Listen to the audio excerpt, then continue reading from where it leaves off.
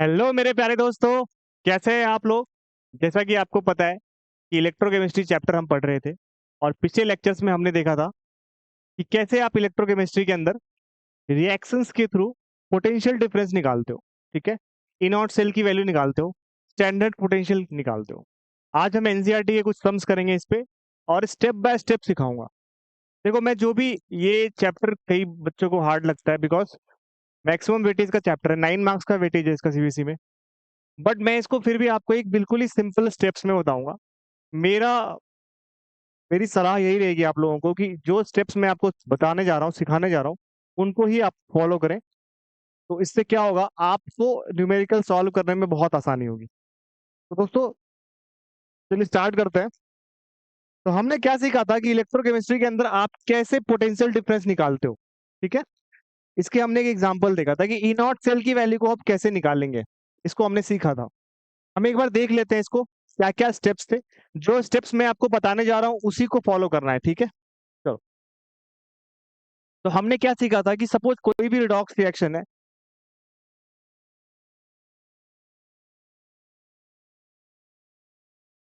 Zn plus CuSO4 is equal to ZnSO4 plus C. ये कोई redox reaction है और हमें स्टैंडर्ड पोटेंशियल दे रखी है Zn की एंड कॉपर की, है ना। वहां पर गिवन क्या होगा,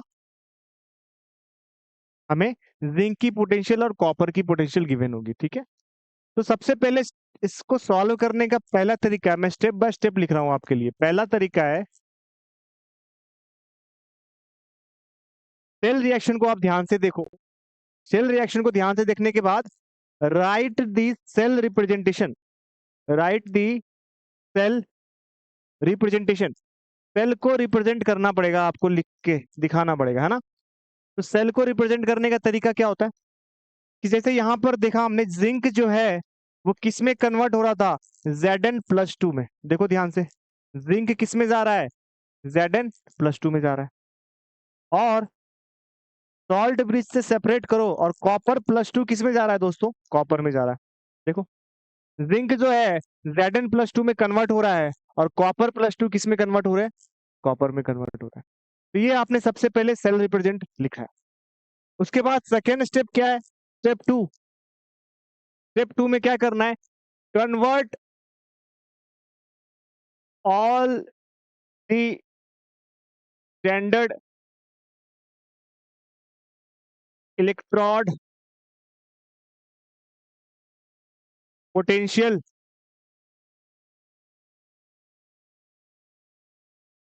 टू रिडक्शन पोटेंशियल। मेरे को जो भी, यदि वो ऑक्सीडेशन में भी दे रखा होगा ना, तो उसको आपको रिडक्शन में चेंज करना पड़ेगा।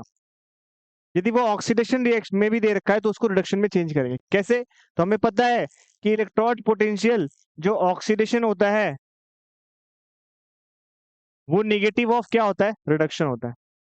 ये तो हमने कल पढ़ा था, पिछले लेक्चर्स में देखा था। ठीक है, तो इससे आपको सबको चेंज करना है। तो पहला स्टेप क्या था, पहले तो सेल को रिप्रेजेंट करना था। सेल को रिप्रेजेंट करने के बाद आप सबको किस में चेंज करोगे, standard electrode potential, reduction potential में चेंज करोगे। दोनों स्टेप समझ में आ गया आपको। तीसरा स्टेप क्या कहता है इसका, third step is E naught cell की वैल्यू जो होगी ना, वो इस फॉर्मूले से आएगी, E naught RHS minus E naught LHS। इस फॉर्मूले से आपके ये वैल्यू आपकी आ जाएगी। इसको मैं आपको ब्रैकेट में इंक्लूड कर रहा हूं ताकि आपको,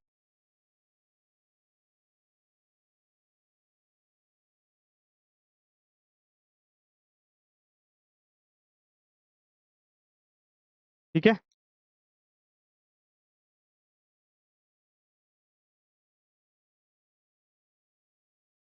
ये रहा। इस फॉर्मूले से हम क्वेश्चन सॉल्व करने वाले हैं। ई नॉट सेल की वैल्यू क्या होगी, RHS माइनस LHS। जैसे कि यहां पर जो हमने एग्जांपल लिया है, उस एग्जांपल को देखें तो क्या एग्जांपल था, Zn किसमें जा रहा है, Zn+2 में सॉल्ट ब्रिज, और कॉपर+2 किसमें जा रहा है, कॉपर में। तो हमने क्या देखा, यहाँ पर सेल को रिप्रेजेंट करने के बाद सबको रिडक्शन पोटेंशियल में चेंज कर दिया।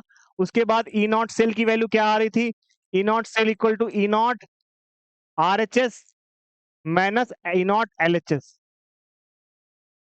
और यहाँ पे सब क्या है अपना रिडक्शन पोटेंशियल में, किसमें है, रिडक्शन पोटेंशियल में, ठीक है, all in reduction potential, all in reduction potential, सब यहाँ पे क्या है, रिडक्शन पोटेंशियल में है, ठीक है। तो RHS माइनस LHS, तो यहाँ पर क्या लिखेंगे हम दोस्तों, ई नॉट, RHS की वैल्यू कितनी है, राइट हैंड साइड वाला कॉपर +2 से कॉपर, और LHS कितना है, E not Zn +2 to Zn, है ना, क्योंकि मुझे सारा रिडक्शन पोटेंशियल में देखना है। ये मेरा ई नॉट सेल की वैल्यू दे निकल जाएगी यहाँ, ये वैल्यू गिवन होगी, ये वैल्यू भी गिवन होगी, तो ये वैल्यू आपकी सॉल्व हो जाएगी। आपको समझ में आया। सबसे पहला स्टेप क्या था, रिएक्शंस में आपको सेल को रिप्रेजेंट करो, उसके बाद सबको रिडक्शन में चेंज करो, then E naught cell equal to RHS minus LHS करके निकाल दो। कितना आसान है। इसके हम सम्स करेंगे, एनसीईआरटी के सम्स करने वाले हैं, प्रीवियस ईयर के सीबीएसई क्वेश्चंस करने वाले हैं, और ये देखने वाले हैं कि कैसे आप इसको सॉल्व करने वाले हो, ठीक है। चलो स्टार्ट करते हैं। पहला सम है SN, स्टैंडियम स्ट्रेन कहते हैं, SN4+ जब जिंक से रिएक्ट करता है तो SN2 ट्वाइस प्लस और Zn ट्वाइस प्लस में कन्वर्ट होता है। हमें ई नॉट SN4+ टू SN2+, यानी SN की रिडक्शन पोटेंशियल गिवन है और जिंक की रिडक्शन पोटेंशियल गिवन है, हमें ई नॉट सेल की वैल्यू निकालनी है। तो याद करो दोस्तों, पहला स्टेप क्या था इसमें, सबसे पहले क्या करना है हमें, सबसे पहले सेल को रिप्रेजेंट करना है, सेल को। तो सेल को रिप्रेजेंट कैसे करते हैं, सेल SN जो है वो 4+ में था, देखो SN 4+ से किस में जा रहा है, ट्वाइस प्लस में, SN 4+ से ट्वाइस प्लस में जा रहा है।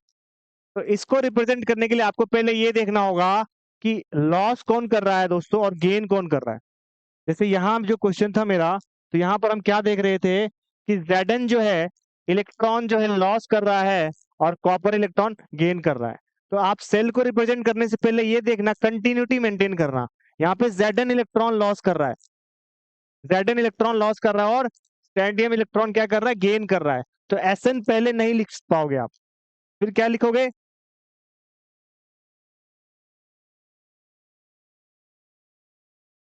फिर क्या लिखोगे यहाँ पर, Zn 0 में था और वहां से क्या हो गया Zn 2+ में। देखो Zn क्या हो रहा है, जिंक से 2+ में, यानी कि इस प्रोसेस में क्या हो रही है, ऑक्सीडेशन हो रही है, बिकॉज लॉस ऑफ इलेक्ट्रॉन आ रहा है। तो सबसे पहले ऑक्सीडेशन को लिखते हैं, Zn से Zn+2 में कन्वर्ट हो रहा है। उसके बाद सॉल्ट ब्रिज से सेपरेट करो, और ये जो 2 इलेक्ट्रॉन है वो SN4+ गेन कर रहा है 2 इलेक्ट्रॉन, और SN ट्वाइस प्लस में कन्वर्ट हो रहा है, ठीक है। तो यहाँ पर गेन हो रही है, यहाँ पे क्या हो रहा है दोस्तों, रिडक्शन हो रहा है। तो ऑक्सीडेशन के बाद क्या लिखते हैं, रिडक्शन लिखते हैं। तो रिडक्शन किसका हो रहा है, SN4+ का, किसमें कन्वर्ट हो रहा है, SN ट्वाइस प्लस में। आपको समझ में आया सेल कैसे मैंने रिप्रेजेंट करा। इस रिएक्शन के अंदर मैंने पहला देखा कि यार इलेक्ट्रॉन कौन लूज कर रहा है। यदि इलेक्ट्रॉन पहले वही लिखते हैं ना जो इलेक्ट्रॉन लॉस करेगा, यानी पहले तो ऑक्सीडेशन को लिखते हैं हम। तो ऑक्सीडेशन प्रोसेस कौन सा कर रहा है, जिंक कर रहा है, जिंक इलेक्ट्रॉन लॉस करके Zn+2 में कन्वर्ट हो रहा है। तो Zn से Zn+2 देन SN4+2, समझ में आया, यहां तक कोई दिक्कत है। तो इस क्वेश्चंस के अंदर हम ई नॉट सेल की वैल्यू क्या लिखेंगे, E naught cell is equal to E naught RHS minus E naught LHS। तो यहां पे ध्यान से देखो, राइट हैंड साइड पे क्या था, SN4+2 SN ट्वाइस प्लस, तो यानी कि E naught SN4+ to SN twice plus minus E naught Zn2 Zn twice plus, ठीक है, यही था। देखो ध्यान से, RHS माइनस LHS कर दिया मैंने, this is RHS and this is LHS, इसको मैंने यही लिखा है। कितना आसान है। अब यहां से हम वैल्यू पुट करेंगे, आंसर आ जाएगा। SN की वैल्यू कितनी दे रखी है, देखो ध्यान से, 0.13 वोल्ट, 0.13 वोल्ट माइनस, और जिंक की रिडक्शन पोटेंशियल की वैल्यू कितनी है दोस्तों, जिंक की -0.76 वोल्ट। तो 0.76 वोल्ट। अब इसको आप ऐड करोगे तो क्या आएगा वैल्यू? 0.13 प्लस 0.76, ये वैल्यू आ जाएगी 0.89 वोल्ट। ठीक है, समझ में आया? 0.89 वोल्ट आंसर आ गया आपका। कोई दिक्कत है? स्टेप बाय स्टेप आपको समझाया मैंने। सबसे पहले क्या करेंगे? सबसे पहले सेल को रिप्रेजेंट करेंगे। Sn4+2 जिंक में कन्वर्ट हो रहा है तो सबसे पहले सेल को रिप्रेजेंट करेंगे कैसे? Zn से Zn+2 में जा रहा है तो पहले तो इलेक्ट्रॉन लॉस करेगा ना, तभी तो Sn इलेक्ट्रॉन गेन करेगा। तो सबसे पहले हमने क्या लिखा है? जिंक जिंक+2 में कन्वर्ट हो रहा है। उसके बाद सॉल्ट ब्रिज से सेपरेट कर दिया और इधर Sn4+2 Sn2+ लिख दिया। ठीक है, आपको मैंने समझा रखा है पहले लेक्चर्स में कैसे आप इसको रिप्रेजेंट करते हो। अब उसके बाद E naught R H S मैंने LHS कर दिया, वैल्यू पुट करिए, आंसर आ गया। एक और क्वेश्चंस करते हैं ताकि और क्लियरिटी मिले हमें। कॉपर से कॉपर+2 में कन्वर्ट हो रहा है, ये तो आसान क्वेश्चन दे दिया गया बिकॉज यहाँ पर तो सिंपली सेल को ही रिप्रेजेंट कर दिया है, तो एक स्टेप तो आपका करना ही नहीं है। तो copper two copper twice plus में है और Ag+2 Ag में है, तो यहाँ पे सेल को ही इसने रिप्रेजेंट कर दिया। ठीक है, तो भाई कुछ नहीं करना, सिंपल रिएक्शन लिखनी है। क्या लिखना है? ई नॉट सेल की वैल्यू क्या होती है दोस्तों? E naught R H S minus L H S, E naught R H S minus L H S. और याद रखना दोनों चीजें किस में होनी चाहिए? रिडक्शन पोटेंशियल में। रिडक्शन में ही दे रखा है ना, देखो इलेक्ट्रॉन की गेनिंग दे रखी है, कॉपर 2+2 कॉपर। ये वैल्यू दे नहीं रखी क्या? कोई बात नहीं, हम पड़ोसी से ले लेते हैं, कहीं ना किसी के कुछ क्वेश्चन में तो होगा। 0.34 वोल्ट होता है, तो ये वैल्यू कितनी है? 0.34 वोल्ट। ठीक है, तो कहने का मतलब है कि हमने क्वेश्चंस के अंदर क्या देखा है कि हमें सिंपल सेल को रिप्रेजेंट कर लिया गया है कि कॉपर जो है इलेक्ट्रॉन लॉस करा है और वो इलेक्ट्रॉन कौन गेन कर रहा है? सिल्वर गेन कर रहा है। ठीक है, तो यहाँ पर हम क्या लिखेंगे? E naught R H S minus L H S. यहाँ पे आर एच एस क्या है हमारा? सिल्वर Ag+2 Ag, और एल एच एस क्या है मेरा? ये वाला। और दोनों रिडक्शन में होनी चाहिए। तो आर एच एस की वैल्यू हम क्या लिख सकते हैं? आर एच एस, ये this is are H S, this one is are H S and this one is L H S. एक बार आपने सेल को रिप्रेजेंट कर दिया तो simple are H S minus L H S करना है अपने को। तो आर एच एस क्या है मेरे पास? ई नॉट Ag+2 Ag, ये तो मेरा आर एच एस है, दिख रहा है सामने है, minus E naught L H S क्या है मेरा? कॉपर 2+2 कॉपर, है ना? Are H S minus L H S कर दिया मैंने। आर एच एस क्या था? This one. L H S क्या था? This one. तो अब यहाँ पर ध्यान से देखो, सिल्वर की रिडक्शन पोटेंशियल की वैल्यू कितनी गिवन है दोस्तों? -0.8 वोल्ट। तो दैट मीन्स -0.8 वोल्ट। और यहां पर ये वैल्यू कितनी हो जाएगी कॉपर की? 0.34 वोल्ट, -0.34 वोल्ट। अब इसको ऐड करोगे आंसर आ जाएगा आपका 1.14 वोल्ट। ठीक है, कितना आसान है? ठीक है, सिंपल है, 3 स्टेप है।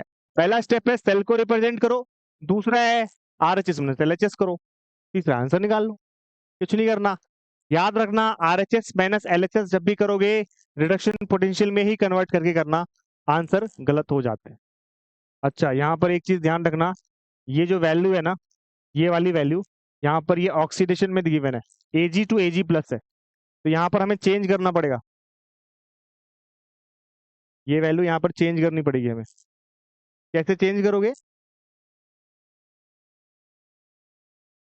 यहाँ पर ई नॉट Ag+2 Ag की वैल्यू कितनी हो जाएगी? इसका negative sign, that is +0.8 volt. तब R H S minus L H S में ये वैल्यू क्या हो जाएगी भाई? देखो ध्यान से, 0.8 माइनस Cu+2 Cu की वैल्यू कितनी गिवन है? 0.34। अब आपका आंसर आ जाएगा।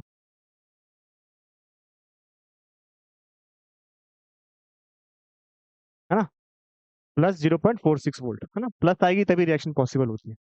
ठीक है, तो यहाँ पर ये ध्यान रखना, यहाँ पर अभी एक हमने क्या गलती करी, हमने इसका ऑक्सीडेशन ही ले लिया, हमें हमेशा रिडक्शन में चेंज करना है। तो ये रिडक्शन में चेंज करोगे तो निगेटिव है तो पॉजिटिव वैल्यू यहाँ पे हो जाएगी, है ना? बस ये ध्यान रखना आप, है ना? एक बार रिडक्शन में चेंज कर दिया तो are H S minus L H S लगाओगे आप आराम से। कोई दिक्कत है यहाँ तक? क्लियर है? चलो, अभी एक इस टाइप के क्वेश्चन आजकल पेपर में बहुत देखे जाते हैं। मैंने सारे क्वेश्चन इंक्लूड किए रखे हैं जो आपके पेपर में आने के चांसेस है ना, तो कोई भी चीज स्किप नहीं कर रहा मैं। तो इस टाइप के क्वेश्चंस आजकल पेपर में आ रहे हैं। ठीक है, तो हम आज ये देखने वाले हैं कि इस ऐसे क्वेश्चंस कैसे डील करोगे। जैसे कि ये मतलब आपको बोला गया कि रिएक्शन होगी कि नहीं होगी, आपको बोला जा रहा है क्या मैं जिंक के वेसल में कॉपर को स्टोर कर सकता हूँ, या कॉपर के आयंस को या कॉपर सल्फेट को मैं जिंक के वेसल में या सिल्वर के वेसल में स्टोर कर सकता हूँ या नहीं कर सकता, ऐसे रिएक्शन आती है। तो एक चीज, ऐसे क्वेश्चन करने से पहले एक कॉन्सेप्ट को दिमाग में रखो दोस्तों। कॉन्सेप्ट ये कहता है कि कोई भी किसी की भी स्टैंडर्ड इलेक्ट्रोड पोटेंशियल की वैल्यू यदि पॉजिटिव आती है तभी रिएक्शन पॉसिबल है। समझना मेरी बात।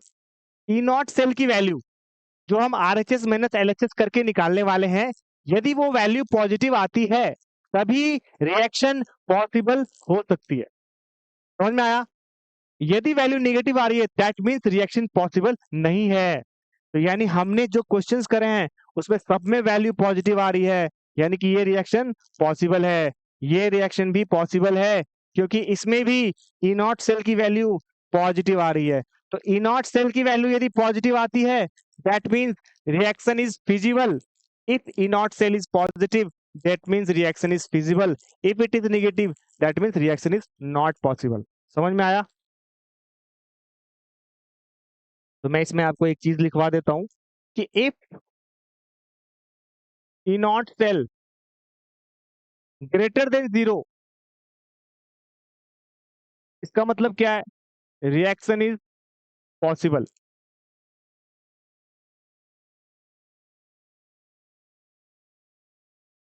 And if E naught cell less than 0 that means not possible. Reaction possible इस केस में नहीं होगा। ये दो चीज आप हमेशा याद रखना, कभी दिक्कत नहीं आएगी। ठीक है, ये दो चीज इंपॉर्टेंट है। This is very very important. आजकल ऐसे क्वेश्चन सीबीएसई पूछने लगे हैं, तो आपको इस क्वेश्चंस में अच्छे से थोड़ा सा समझ लो। मैं इसको वेरी वेरी इंपॉर्टेंट मार्क कर रहा हूँ। समझ में आया दोस्तों? ये बहुत इंपॉर्टेंट है। ई नॉट सेल की वैल्यू पॉजिटिव आ रही है that means reaction is possible, and if E naught cell is negative that means reaction is not possible. ऐसे क्वेश्चन आजकल सीबीएसई पूछ रहा है, इनडायरेक्टली क्वेश्चन पूछ रहे हैं। ठीक है, तो ये क्वेश्चन हम करते हैं सॉल्व इसके थ्रू। कह रहा है कि क्या मेरे पास कॉपर सल्फेट है, क्या मैं उसको जिंक के बर्तन में स्टोर कर सकता हूं?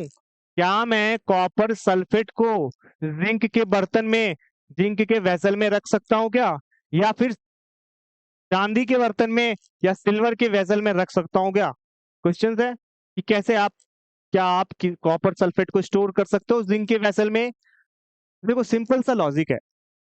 आप एक बात बताओ, आप सपोज करो आपको स्टोर करके रखना है अपना कोई सामान, है ना, कोई मान लो फॉर एग्जांपल आप ओपन इन्वायरमेंट में कुछ स्टोर करके रख रहे हो अपने घर के, मतलब मान लो कोई सब्जी बनी है, तो ऑब्वियसली वो मॉइस्चर से रिएक्ट करेगी, स्पॉइल्ड हो जाएगा ना, रेंसिडिटी कहते हैं उसको, रिएक्ट कर जाएगा, मतलब अब वो बेकार हो जाएगा।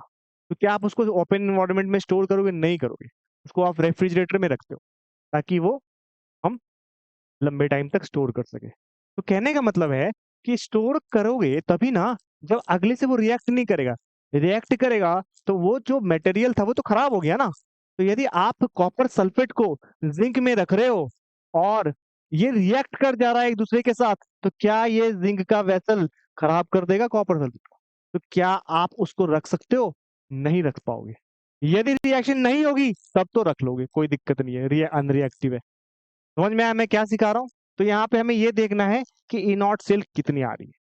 तो ये क्वेश्चन कह रहा है कॉपर सल्फेट को जिंक के वेसल में हमें रखना है।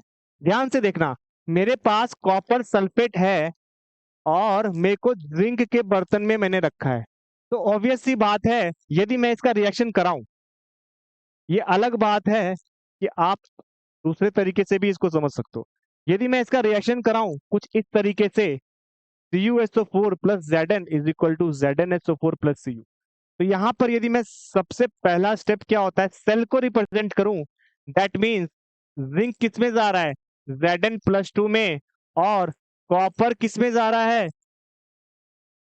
+2 से प्लस में। और हम यहाँ पे क्या लिख सकते हैं, ई नॉट सेल की वैल्यू, ई naught R H S minus L H S. ठीक है, पहला स्टेप क्या था, सेल को रिप्रेजेंट करो। दूसरा स्टेप क्या था, E naught R H S minus L H S लिखो और आंसर ले आओ। दैट मीन्स यहाँ पर मेरा आर एच एस क्या आएगा, ये वाले भाई साहब जो है ना वो आर एच एस बन के बैठे हैं, कॉपर वाले भाई साहब, और एल एच एस बन के कौन बैठे हैं, जिंक वाले भाई साहब। तो आर एच एस मेरा क्या आ जाएगा दोस्तों यहाँ पर, जेड एन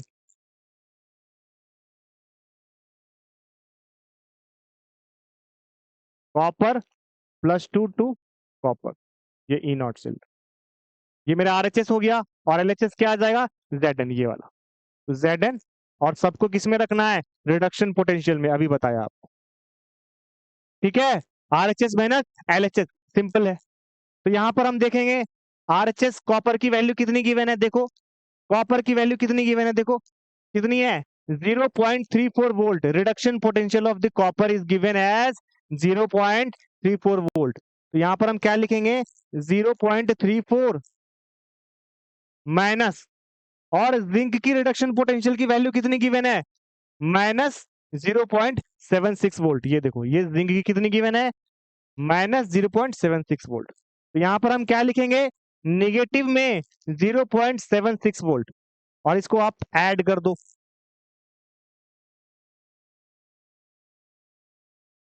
तो क्या आ जाएगी, plus 1.10 volt.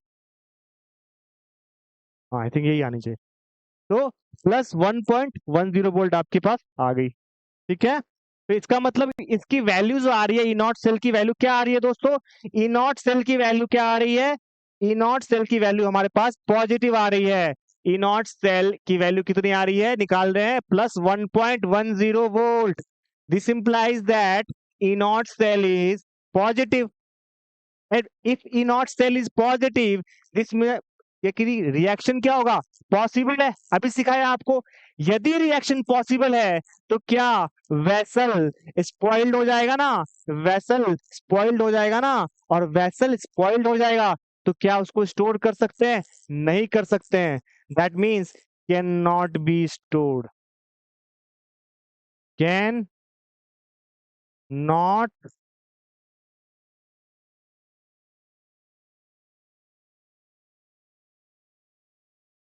Can not be stored, आप उसको स्टोर नहीं कर सकते हो क्योंकि वेसल स्पॉइल्ड हो जाएगा। समझ में आया। तो क्या मतलब, पहला क्वेश्चन क्या कह रहा था, क्या मैं कॉपर सल्फेट को जिंक के बर्तन में रख सकता हूं, ना ना बिल्कुल ना भाई साहब, क्राइम है। तो मतलब no it can not be stored. Reason क्या होगा, because zinc will react with copper, है ना, एंड ZnSO4 इज फॉर्म्ड। तो इसका मतलब क्या है, हम नहीं स्टोर करके रख सकते। कोई डाउट है यहां तक, क्लियर है। ठीक है, तो ये इस तरीके से आप करोगे। यदि आप इसको चाहो तो आप इसको इलेक्ट्रोकेमिकल सीरीज के थ्रू भी सॉल्व कर सकते हो। इलेक्ट्रोकेमिकल सीरीज में क्या होता है कि जो ऊपर वाला एलिमेंट होता है ना वो नीचे वाले से रिएक्ट करता है।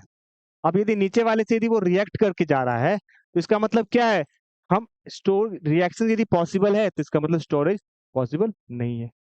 पर उसको ऐसे मत सॉल्व करना, आप उसको आप ये जो फॉर्मूले गिवन है उससे सॉल्व करके देखना। अब अगला है, क्या उसको सिल्वर में रख सकते हैं क्या, तो ये भी आपको चेक करना पड़ेगा। चेक कर लेते हैं, कोई दिक्कत नहीं है। तो क्वेश्चंस क्या बोल रहा है ये, कि मेरे पास कॉपर सल्फेट था और मेरे पास सिल्वर है, तो ये क्या बनाएगा, AgSO4 प्लस कॉपर, यही बनाएगा ना। तो ट्वाइस कर लेता हूँ, ठीक है, ये बैलेंस हो गया अपना। समझ में आया। तो अब इसके अंदर यदि मैं सेल रिएक्शंस लिखूं तो क्या लिखूंगा, कॉपर क्या हो रहा है, +2 से, आई थिंक ये कॉपर सल्फेट ही है ना, एक बार चेक कर लेता हूँ। हाँ ठीक है, ठीक है। तो यदि मैं इसमें सेल रिएक्शन लिखने जाऊं तो क्या लिखूंगा, यहाँ पर क्या चीज हो रही है ध्यान से देखना, एजी, एजी किस में जा रहा है, एजी प्लस में, और ये इलेक्ट्रॉन गेन कर रहा है कॉपर +2 से कॉपर में कन्वर्ट हो रहा है। ठीक है, तो ये मेरा रिएक्शन सेल रिएक्शन था, है ना। सेल को मैंने रिप्रेजेंट कर दिया। अब मुझे कुछ नहीं करना, E naught R H S minus L H S लिखना है। R H S minus E naught L H S लिख देंगे। आर एच एस की वैल्यू कितनी है, कॉपर प्लस 2 से कॉपर, और एल एच एस की वैल्यू कितनी है, ए जी प्लस 2 ए जी। तो यहां से कॉपर प्लस 2 की वैल्यू कितनी आ रही है, कितनी गिवन है, देखो ध्यान से। कॉपर प्लस 2 की वैल्यू गिवन है 0.76, हाँ 0.34 वोल्ट, और एजी की 0.80। तो मैं क्या लिख दूंगा, 0.34 माइनस 0.80। तो ये वैल्यू ऑब्वियसली निगेटिव में आएगी, है ना, because 0.34 is lesser than the 0.80। निकाल लेता हूँ।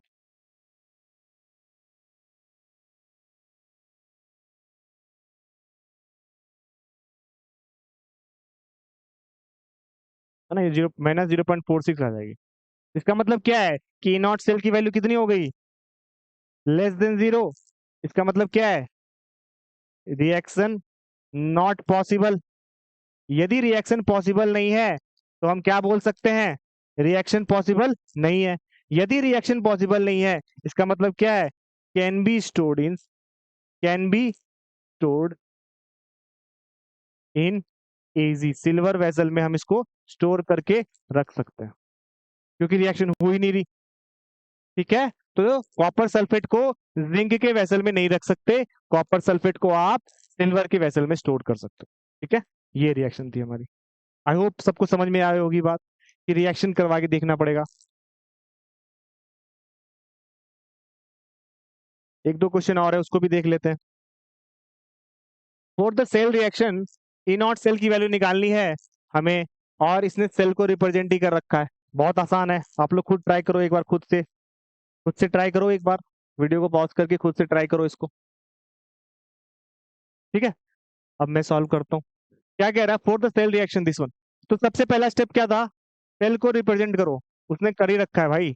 Zn किस में जा रहा है, Zn ट्वाइस प्लस में, और कॉपर प्लस 2 से किस में जा रहा है, कॉपर में। अब तो आसान हो गई चीजें। अब क्या करेंगे, ई नॉट सेल की वैल्यू लिख लेंगे। क्या लिखेंगे, E naught R H S minus E naught L H S.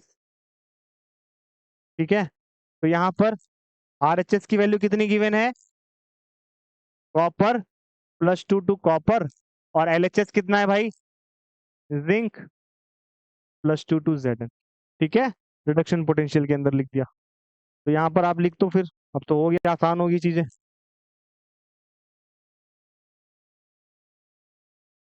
तो क्या आ गया यहाँ पर, कॉपर प्लस 2 की वैल्यू कितनी गिवन है, प्लस 0.34, माइनस जिंक की वैल्यू कितनी गिवन है, देखो 0.76।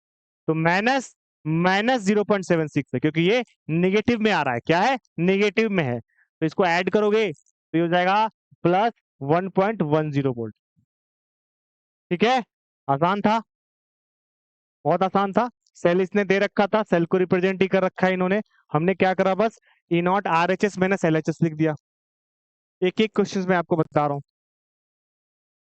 अगला क्वेश्चन है, कॉपर टू कॉपर प्लस 2 में जा रहा है, और एजी प्लस 2 एजी में जा रहा है। तो मुझे वैल्यू बतानी है। आई थिंक ये हमने सॉल्व भी करा है। तो क्या लिखेंगे, E naught R H S minus L H S लिख देंगे यहाँ पर। आर एच एस की वैल्यू कितनी गिवन है, ये एजी वाला पार्ट कितनी है भाई, -0.8, और एल एच एस की वैल्यू कितनी गिवन है, प्लस, आई थिंक ये निगेटिव में आएगा ना, -0.34। ठीक है, आ जाएगा आंसर। तो क्या आपको समझ में आया मैं क्या आपको बताना चाह रहा था, कैसे आप क्वेश्चंस को करोगे, किस तरीके से डील करना है, अपने को लिखना है, समझना है, ये इंपॉर्टेंट है ना। बिकॉज ऐसे क्वेश्चन सीबीएसई आपको पूछता है, ऐसे क्वेश्चन आपको इनडायरेक्टली सीबीएसई जरूर पूछेगा। तो आप अच्छे से इसको समझ लो। ठीक है दोस्तों, तो हमने आज क्या सीखा, हमने आज सेल रिएक्शंस निकालना सीखा, हमने आज EMF of the cell reaction निकालना सीखा है। हमने ये सीखा है कि कैसे हम क्वेश्चंस जब हमारे पास पूछे जाएंगे कि क्या आप एक मेटल को दूसरे एक मेटल सल्फेट या मेटल्स के आयंस को दूसरे मेटल के साथ स्टोर कर सकते हो, तो हम देखेंगे यार किस में डिस्प्लेसमेंट रिएक्शन हो रही है। यदि हो जाएगी तो वेसल हमारा स्पॉइल हो जाएगा, खराब हो जाएगा, तो हम नहीं रख सकते। ठीक है दोस्तों, अब अगली क्लास में जब हम मिलेंगे तो नस्ट इक्वेशन के बारे में बात करेंगे, इसके कुछ और क्वेश्चन सॉल्व करेंगे, है ना। देन कंडक्टिविटी के बारे में बात करेंगे। तो 1 से 2 लेक्चर का ये टॉपिक अभी रह रहा है हमारा। ठीक है दोस्तों, तो मिलते हैं नेक्स्ट क्लास में। तब तक के लिए अच्छे से पढ़ो, मन लगा के पढ़ो। Thank you.